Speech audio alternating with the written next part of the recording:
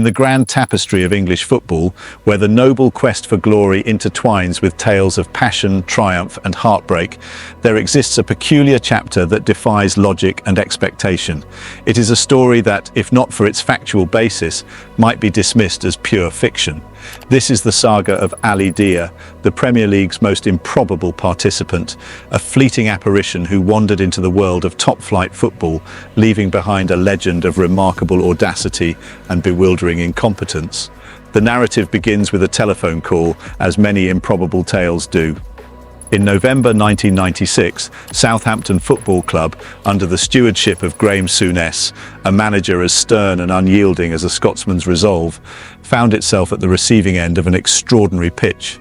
On the other end of the line was a man claiming to be George Weah, the reigning FIFA World Player of the Year, and a name synonymous with elegance and excellence on the football field.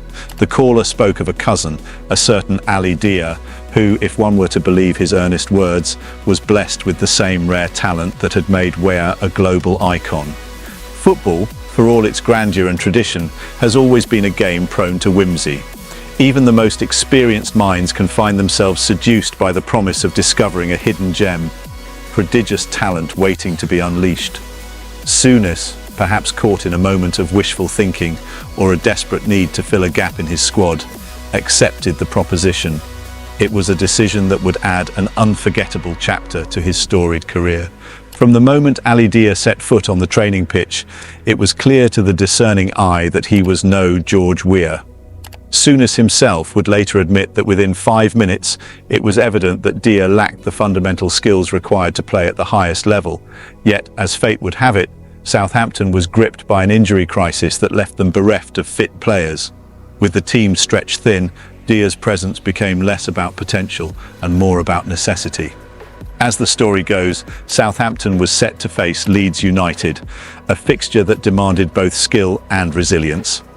Within 20 minutes, the ever-reliable Matt Letitia, who had been nursing a thigh injury, succumbed to the inevitable, leaving Souness with a dilemma that no manager envies. With few options at his disposal and a bench thinner than an autumn leaf, Souness turned to Dia, thrusting him into the fray with the hope that the young man might at least be a nuisance to the opposition. What followed was less a football performance and more a tragicomic farce. Dia, galloping about with the enthusiasm of a child who had wandered into the wrong playground, was everywhere the ball had just been, a step behind in every sense. His presence on the pitch was akin to a ghost chasing shadows, each movement further evidence of his unsuitability for the professional game. The crowd, initially bewildered, soon found themselves bemused by the spectacle unfolding before them. Dia's appearance was mercifully brief. He was hauled off after just 53 minutes, his time on the pitch a blur of misplaced passes and misjudged runs. The brevity of his career at Southampton, an inglorious 14 days, belied the longevity of his infamy. Released almost immediately after the match, Dia drifted into the lower leagues, his name etched not in glory, but in ridicule. It is easy to dismiss Ali Dia as a mere charlatan who bluffed his way into the Premier League, but such a view overlooks the context that allowed his brief tenure to unfold. Football, for all its passion and precision, is often at the mercy of chaos. Injuries, poor decisions, and the occasional lapse in judgment can conspire to create moments that defy rational explanation.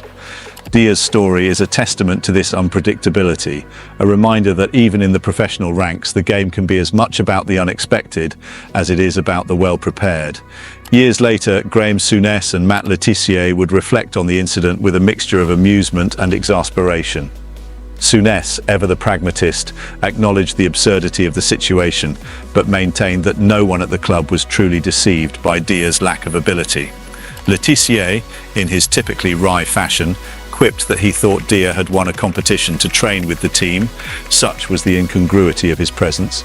Indeed, the saga of Ali Dia transcends the boundaries of sport, entering the realm of folklore.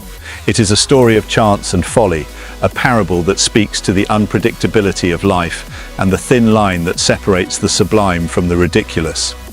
In a world where football is often taken with grave seriousness, Dia's brief career serves as a gentle reminder of the game's inherent capacity for humor and surprise.